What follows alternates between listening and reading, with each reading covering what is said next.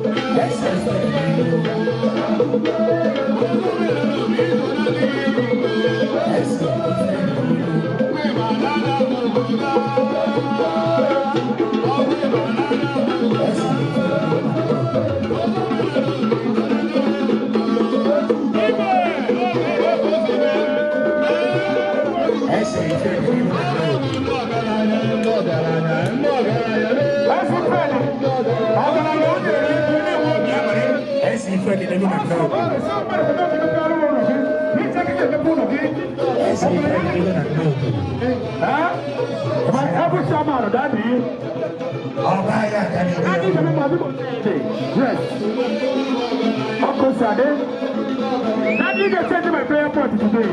I will never leave you unless you bless me. Okay. Oh, even him chere. Makana ahụ ihe karịrị ihe m chere. Abụghị ka m si chee ka o si wee dị. Ana m echebe obere mana o mere na nnukwu. Makana obi nyere m aṅụrị ọ ihe mere m ga-esi na taa na m ga-ala ụbọchị taa ka m nọnyere ya.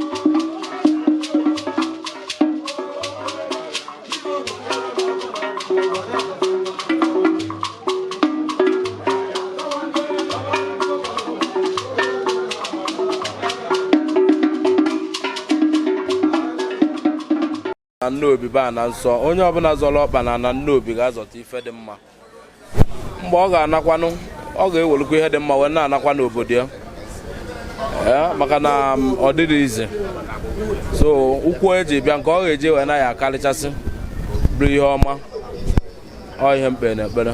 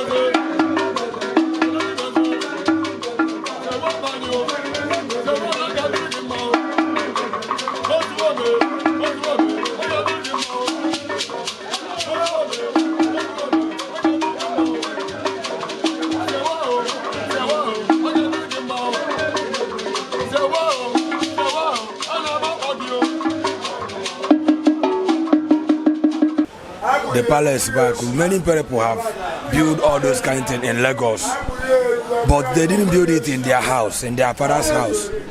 But today, this young man built this in his own father's house. So that's why I'm very, very happy. That's why I'm happy to celebrate with him. Yes, I'm very, very happy.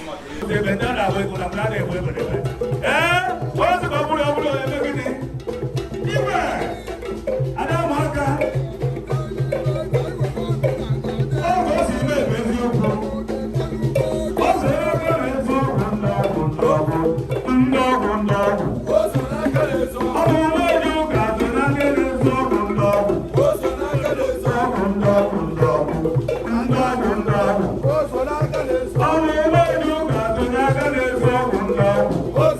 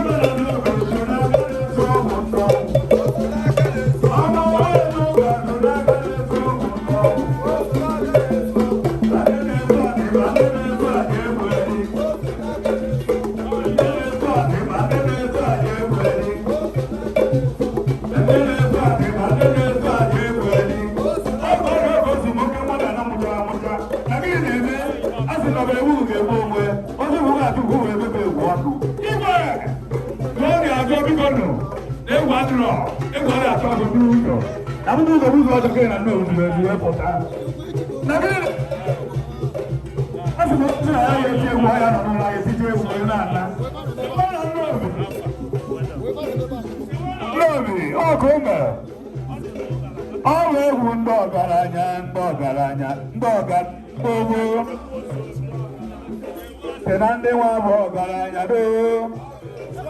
Sewa na Nnobi. Iso na aka na ekwu ego. Ina aka wiwe. Oh no Huzofsewa. Garanya bogaranya. Garanya do. Sewa na kele we bogaranya do.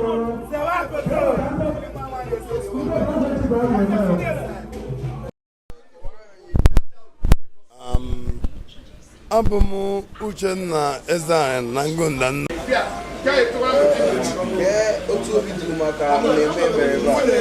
Obi bụ nsọ aṅụrị because na m bụ nne na nna m bi ebe a today wee pee ya homage tata biya trigaton goda taa my father and my mother igosikwa na obi tọrọ m ụtọ egwu.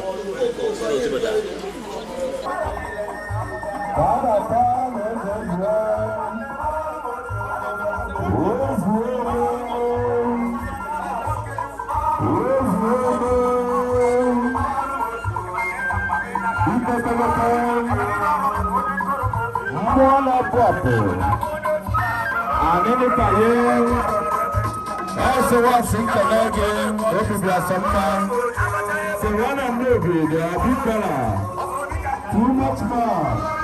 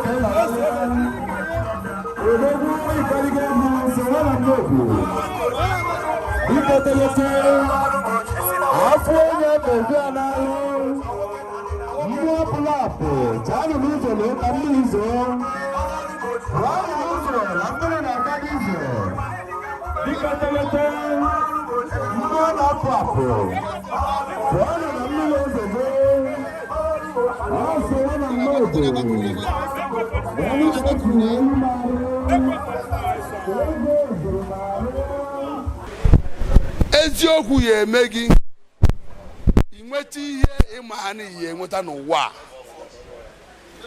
wite eziokwu ihe aghọta ka ụwa uhie esi mee gịnị chenji erughị na ihe nna ya ọ gịnị 2021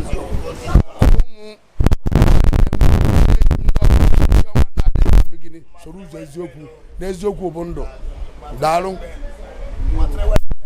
Sewa Entertainment, Sewaent TV, promoting African culture, custom and tradition. If you love what we are doing and you want to support what we are doing or promote and advertise through this medium, contact us on the numbers displaying on your screen. To watch more videos, visit our social media handles, subscribe to our YouTube channel at Sewaent TV.